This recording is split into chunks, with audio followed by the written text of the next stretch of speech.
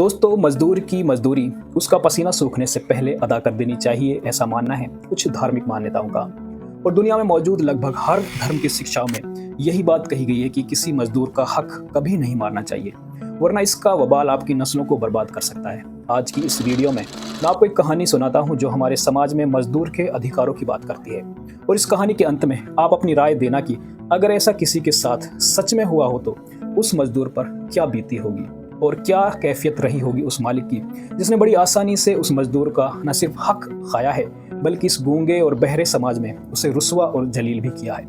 ये मुमकिन है कि इस कहानी का संबंध आपके आसपास गुजरी किसी हकीकी घटना से हो सकता है, और ऐसे में मेरी इस कहानी को महज एक इत्तेफाक समझा जाए। दोस्तों, ये कहानी एक ऐसे पढ़े लिखे गाँव की है जहाँ के लोग काफ़ी शौकीन और संपन्न हैं।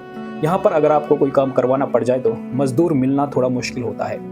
इसी गांव में 35 से 40 साल के बीच का एक व्यक्ति रहता है जो कम पढ़ा लिखा है और मानसिक तौर पर थोड़ा अनस्टेबल है।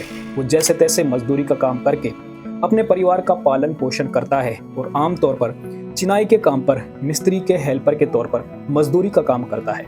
इस कहानी में मिस्त्री की भूमिका बहुत खास है क्योंकि वो वाहिद गवाह है इस मजदूर की मजदूरी का, और जितने दिन भी इस मजदूर ने दिहाड़ी की है इस मिस्त्री से बेहतर कोई नहीं जानता। और ये मिस्त्री एक पड़ोसी गांव का रहने वाला है, पर इसकी ज़्यादातर जिंदगी इसी मजदूर के गांव में ही गुजरी है और ये मजदूर इसी मिस्त्री की साइट्स पे काम करता है। पिछले कई महीनों से ये मजदूर और मिस्त्री मिलकर एक घर की चिनाई कर रहे थे और ये मजदूर लगातार अपनी दिहाड़ी पर आ रहा था।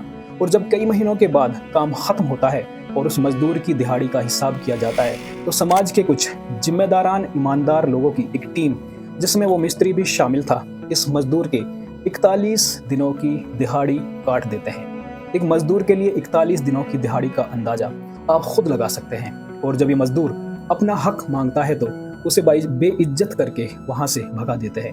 दोस्तों, इस कहानी में ऐसे तो शायद कुछ खास बात ना हो, पर इस रुसवाई के बाद जिस तरह से वो मंद बुद्धि मजदूर रोता हुआ अपने घर जाता है, ऐसा लगता है कि उसकी पुकार सीधे नीले आसमान वाले के अर्श को हिला देगी।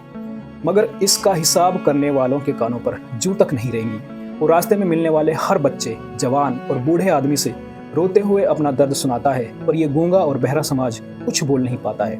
आलम यह था कि इस मजदूर को दौरा पड़ता है और रास्ते में ही गिर जाता है।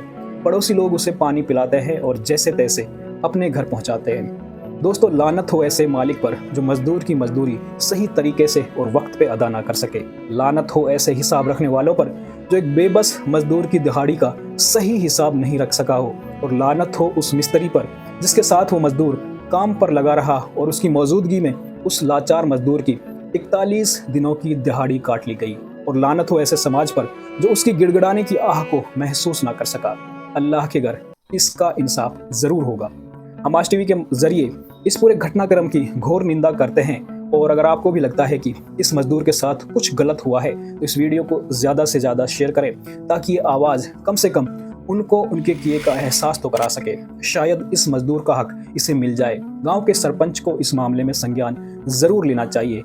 आज हम आपसे हमारा चैनल सब्सक्राइब करने की गुजारिश बिल्कुल नहीं करेंगे, बस इस दर्द को शेयर करने की हमारी गुजारिश रहेगी ताकि रिपब्लिक डे के इस खास मौके पर ऐसे मजदूरों के अधिकारों को बचाया जा सके। धन्यवाद।